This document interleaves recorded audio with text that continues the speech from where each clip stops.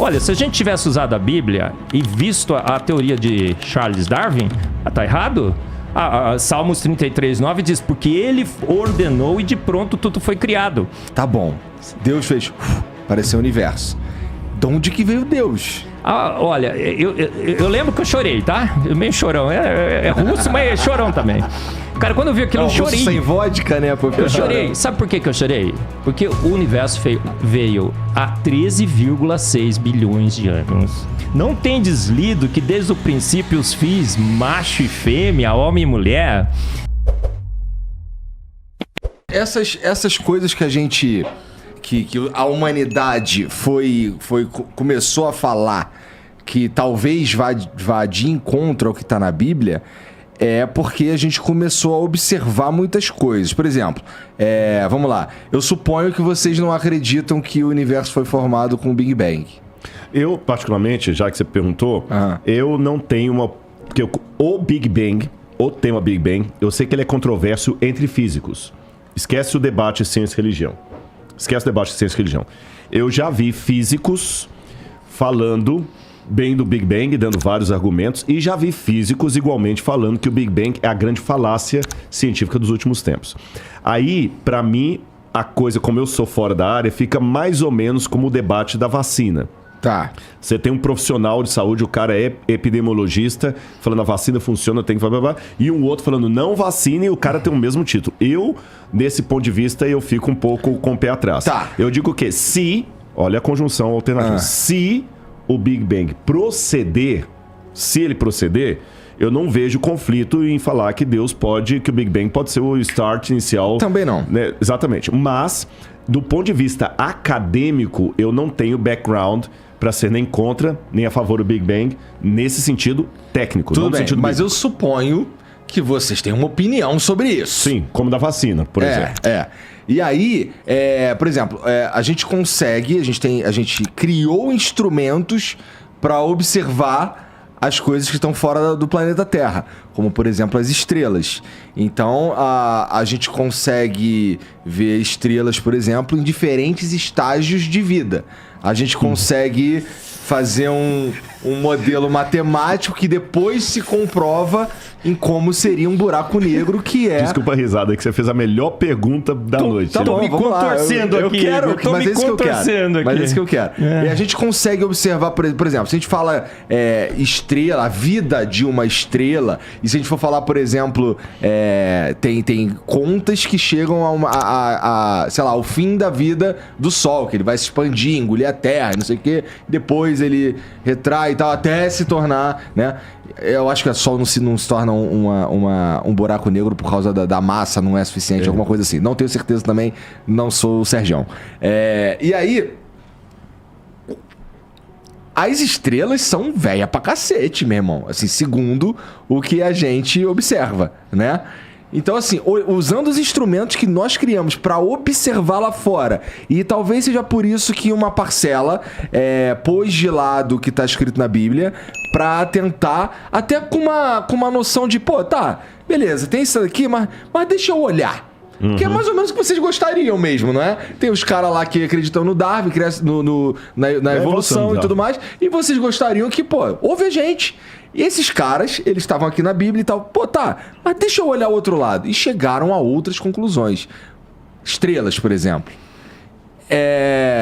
Eu acho que é por isso que a gente partiu pra uma parada meio sem a Bíblia. Porque a gente foi percebendo e encontrando, talvez, tá? Aqui na minha cabeça, tá? Claro. Tirando isso completamente de mim.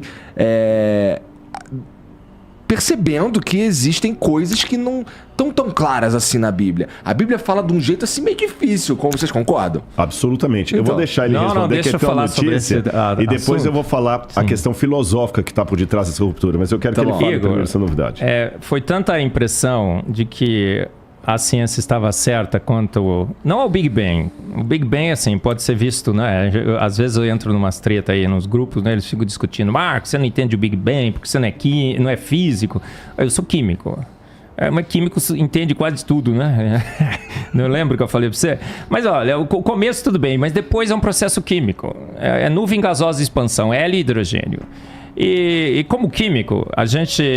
Foi tanta a impressão de que o Big Bang, não o início do universo, porque que teve o início, todo mundo concorda. Mas a estruturação do universo a partir daquela nuvem gasosa em expansão que o Big Bang teria criado. Porque, teve uma explosão, uma nuvem gasosa de hidrogênio e hélio estava se expandindo contra o nada. Isso que tem que formar o universo, certo? E aí eles falaram assim, não, olha, veja bem, contraiu em estrelas, as estrelas explodiram, formaram o pó cósmico que formou os planetas, buracos negros supermassivos começaram a existir, atraíram as estrelas que formaram as galáxias ao longo de 13,8 bilhões de anos. A gente comprou tanto essa ideia que começaram a tentar salvar a Bíblia. Olha, a Bíblia está errada, vou colocar um gap aqui. Olha, sabe, Deus começou com o universo, estruturou, depois fez a Terra e tudo mais. Eu vejo hoje, com o que eu passei a estudar, uma perfeita harmonia entre a ciência e a Bíblia. E eu vou te dizer por quê. Olha, achavam que o universo tinha 13,8 bilhões de anos, certo?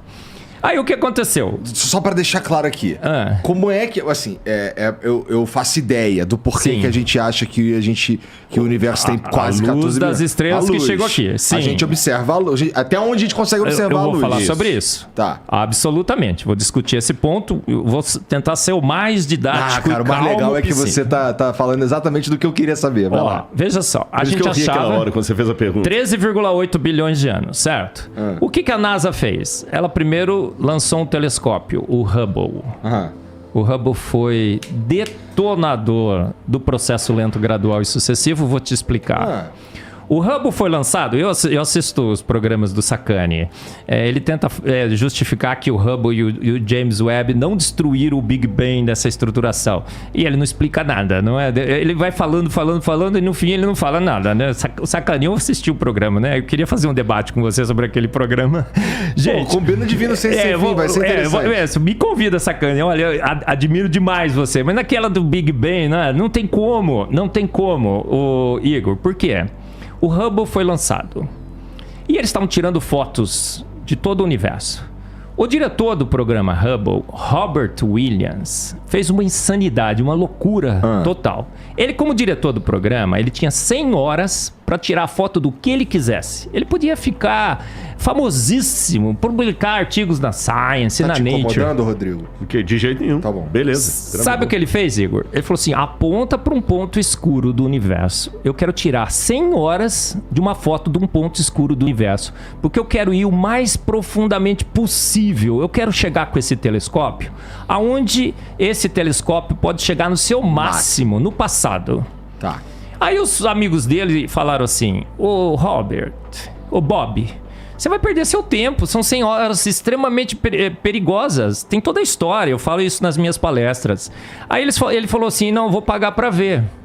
Uma insanidade. Por quê? Porque no modelo do Big Bang, naquele período, é a idade das trevas. Era uma era de trevas. E não enxergaria nada, a foto viria negra, preta, sem luz. Aí o que acontece com a foto? Ele falou, manda ver que eu quero ver. A foto mais espetacular da história da ciência. Gente, procura o Hubble Deep Field. Será que não acha fácil no Google? Procura aí, Hubble Deep Field. Nós vamos mostrar aqui a foto mais espetacular da história da ciência, porque aonde não deveria existir absolutamente nada, vieram mais de 3.000 galáxias. Hubble Deep Field, essa daí mesmo, a terceira, acho que é a mais bonitinha, isso. Essa, sem dúvida nenhuma, tá com baixa resolução, ele vai procurar. Isso. É a foto mais espetacular da história da ciência, eu não tenho dúvidas sobre isso, porque ela mostra um universo absolutamente pronto há 13 bilhões de anos, aonde não deveria existir universo nenhum. No isso modelo... é uma foto real? Foto real, é o Hubble Deep Field. Olha só, as galáxias, mais de 3.000 galáxias. As galáxias estavam todas estruturadas, suaves. O modelo diz que as galáxias... E como é que a gente sabe que isso daí tá 13 bilhões de anos-luz, sei lá? Pelo deslocamento para o infravermelho. É o redshift. Tá bom? Depois eu vou explicar isso. É muito legal. Aí o que acontece? As galáxias estão absolutamente prontas. Rapidinho, Marcos. A gente sabe que isso daí tá a 13,8... Há 13 bilhões de anos. Esse bilhões. É do Hubble, por enquanto, tá bom? A gente sabe que isso aí tá a 13 bilhões. 13 bilhões de anos. Pelo deslocamento pro vermelho. Tá bom. se esses 13 bilhões de anos são 13 bilhões de anos mesmo, eu vou discutir depois, tá bom? Tá bom. Então foram lá e falaram, cara, não pode. As galáxias estão prontas, as estrelas estão todas coloridas e o modelo de formação de estrela começa com uma estrela azul, depois passa para branca, depois para amarela, laranja, depois tem uma estrela de nêutrons. Não pode. Olha, as galáxias estão aí, você vai expande as galáxias, as estrelas estão todas coloridas lá. Gente, isso acabou com o modelo. Aí eles falaram assim, não, sabe qual foi o problema? É que a gente foi só há 13 bilhões de anos. A gente tem que ir um pouco mais profundamente. O que o James Webb foi montado? O James Webb foi montado, e o Sacani não fala sobre isso, mas o James Webb foi montado com um detector de infravermelho para se aprofundar ainda mais no universo. Porque eles falaram assim, haha, pegamos essas galáxias porque a gente errou um pouquinho nos cálculos. Mas se a gente for mais profundamente, não vai ter galáxia nenhuma. Aí tiraram a foto com o James Webb. Agora é o James Webb Deep Field. Se vocês acharem aí, coloca. Aí, o que vai acontecer, Igor? Olha, eu lembro que eu chorei, tá? Meio chorão. É russo, mas é chorão também. Cara, quando eu vi aquilo, eu chorei. Russo sem vodka, né? Eu chorei. Sabe por que eu chorei? Porque o universo veio há 13,6 bilhões de anos. Ou seja, apenas 200 milhões de anos. O universo está extremamente jovem na sua maternidade. O universo veio exatamente como o Hubble já tinha mostrado. Todo estruturado, as galáxias lisas, as suaves, o tamanho das galáxias... Isso aí? Pode. Isso aqui era para ser na Idade das Trevas, do modelo. O universo está absolutamente pronto. As galáxias estão... Olha, o grande achado do James Webb é que as galáxias apareceram pequenas na foto. Se o universo estivesse se expandindo há 13,8 bilhões de anos, como eles dizem que o universo está se expandindo, o efeito da expansão teria aumentado o tamanho dessas galáxias. Agora, o efeito da distância diz que essa galáxia deveria aparecer pequena. Elas apareceram pequenas como a distância só deveria influenciar. Então não tem efeito de expansão nessas fotos. Foi um desastre, foi um pânico, foi um terremoto para a teoria de estruturação lenta, gradual e sucessiva do universo. Aí o pessoal que defende que o James Webb não acabou com o Big Bang disse assim, não acabou com o Big Bang.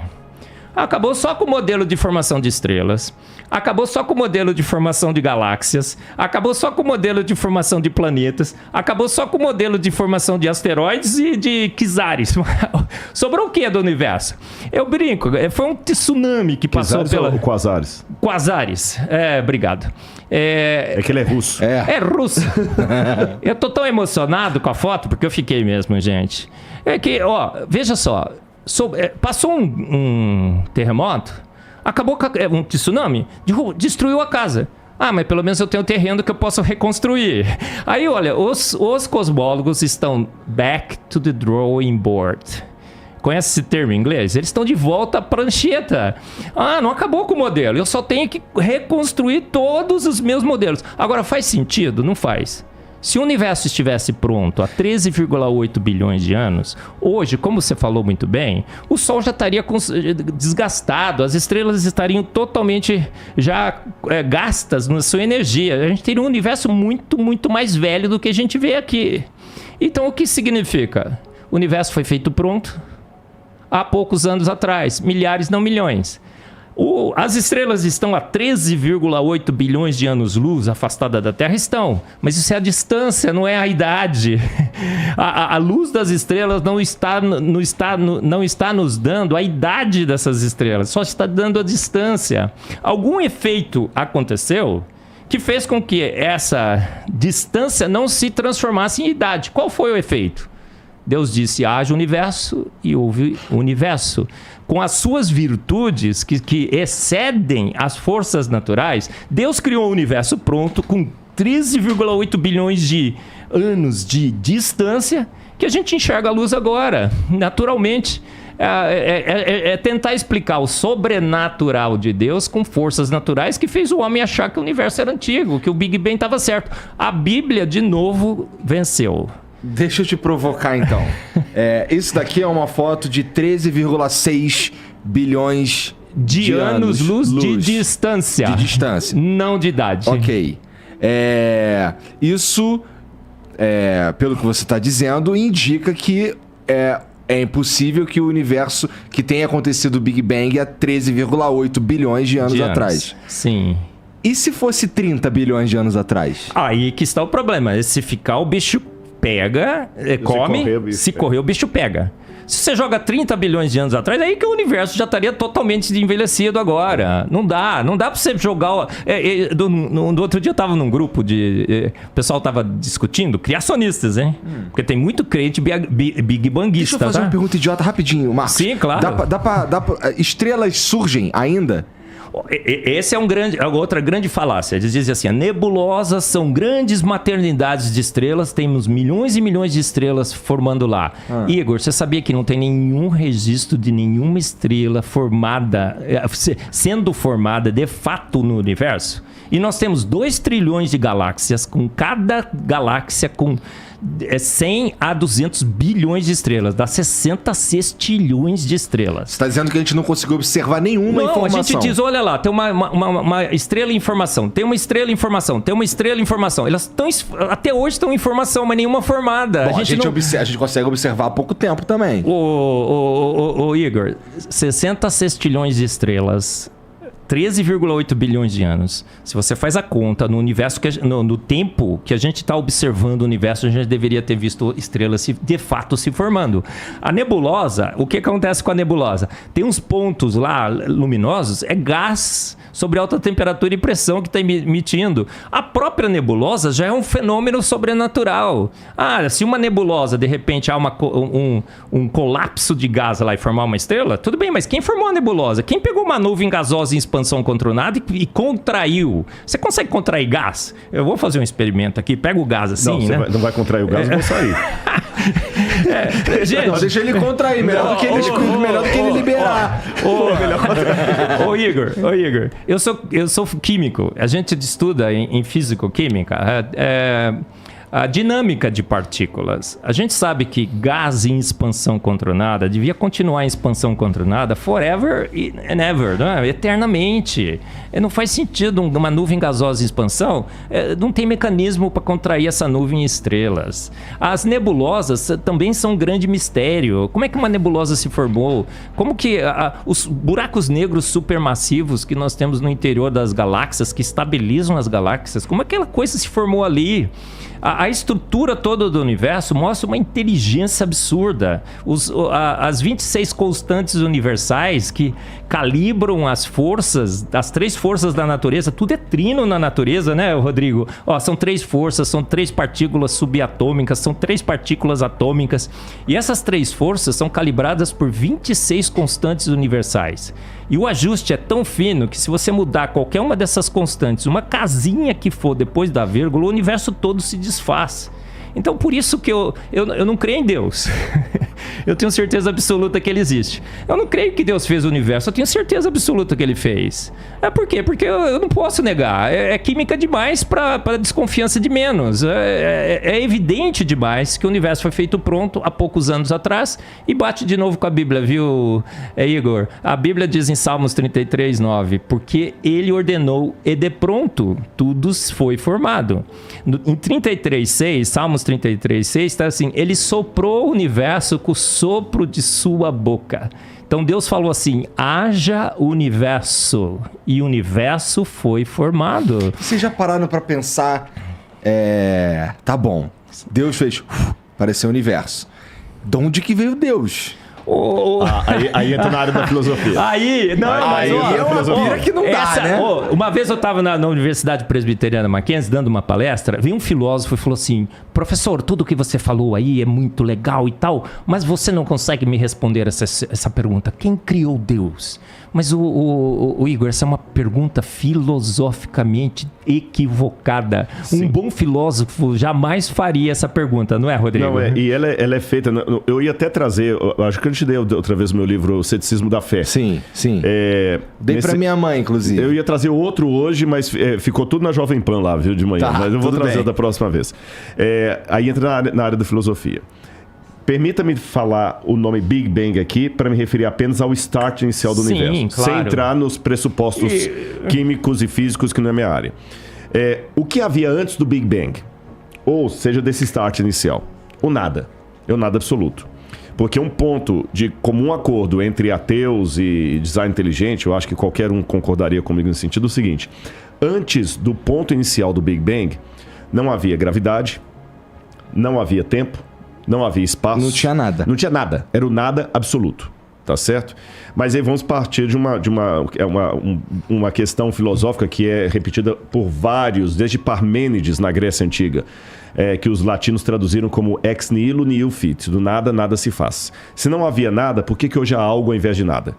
Então, é mais lógico supor que havia algo.